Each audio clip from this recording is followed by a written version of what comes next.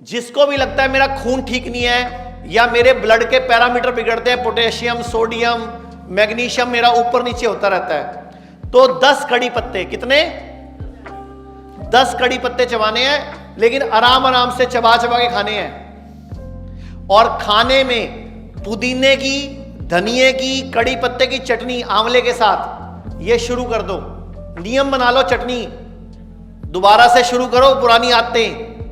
और अचार मुरब्बे अच्छे होते हैं, कहीं उनको डॉक्टरों के चक्कर में छोड़ बैठे हो आप। अचार फर्मेंटेड होते हैं, मुरब्बा फर्मेंटेड है, उसमें गुड बैक्टीरिया पैदा हो गए हैं, जैसे दही में बैक्टीरिया होते हैं ना, तो फर्मेंटेशन होने के बाद अचार क्या है? आम का अचार देखा है? आम का अचार किससे बनता है? अम्बी से। अब अम्बी पूरा साल आती है क्या? हमारे पूर्वज इतने सियाने थे कि अम्बी में antioxidant, anti inflammatory, healing properties हैं, तो पूरा साल अम्बी खाई जाए, आम का अचार बना दिया। ऐसे ही आप लोग कई तरह के मुरब्बे यूज करते थे पहले। आंवले का मुरब्बा घरों में कॉमन होता था, आजकल गायब हो गया। अच्छा, कोई भी चीज रोज नहीं खानी। कोई भी चीज खाओ, फिर 2-4 दिन छोड़ दो, फिर 10-15 दिन खाओ, 2 दिन छोड़ दो, फिर 3-4 दिन खाओ, 1 दिन छोड़ दो। लगातार कुछ भी कोई नहीं करना, कुछ भी, क्योंकि बॉडी सम हो जाती है, बॉडी फिर उसका असर नहीं लेती। अगर आप चाहते हो ना आपकी बॉडी पे असर करे ये चीजें, तो लगातार नहीं खानी। 5 दिन खाई, 1 दिन छोड़ दी, 2 दिन छोड़ दी, कभी 5 दिन छोड़ दी। और ये नहीं कि नियम सेम हो, चेंज करते रहो बॉडी को। जैसे 10 दिन खा ली, फिर 3 दिन नहीं खाई, फिर 11 दिन खाई, 2 दिन नहीं खाई, तो बॉडी असर लेगी इनका। नहीं तो बॉडी क्या हो जाएगी? सम हो जाएगी, बैलेंस, उसको असर नहीं लेगी बॉडी उसका। इसीलिए जब नवरात्रे आते हैं तो आप प्याज लहसुन छोड़ देते हो। हमारे पूर्वज बहुत सियाने थे, क्योंकि लहसुन क्या करता है? आपकी बॉडी की ब्लॉकेजेस खोलता है।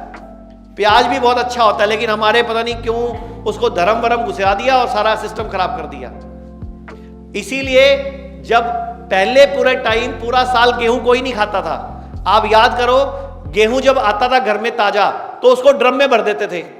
पहले पुराना करते थे, पुराना होने के बाद थोड़ा सा निकालते थे हफ्ते का, फिर उसको भिगो के रखते थे 2 घंटे, फिर सुखाते थे, फिर पिसवाते थे 1 हफ्ते का।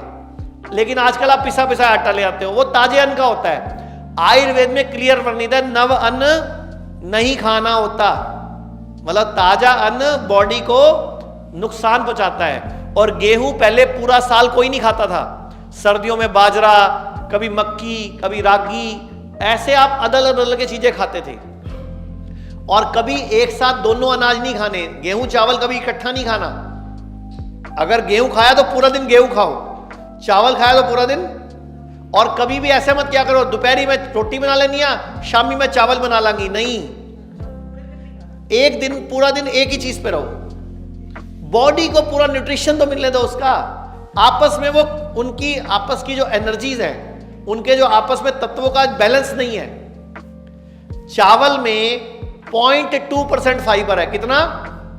0.2। गेहूं में 1% फाइबर है, और मिलेट्स में 8 से 12% फाइबर है। और मिलेट्स जब खाने हैं तो कम से कम 4-6 घंटे भिगोने हैं। कितने घंटे? 4 से 6 घंटे। और बेस्ट होता है अगर आप मिलेट को फर्मेंटेड करके खाओ, खमीर उठा के।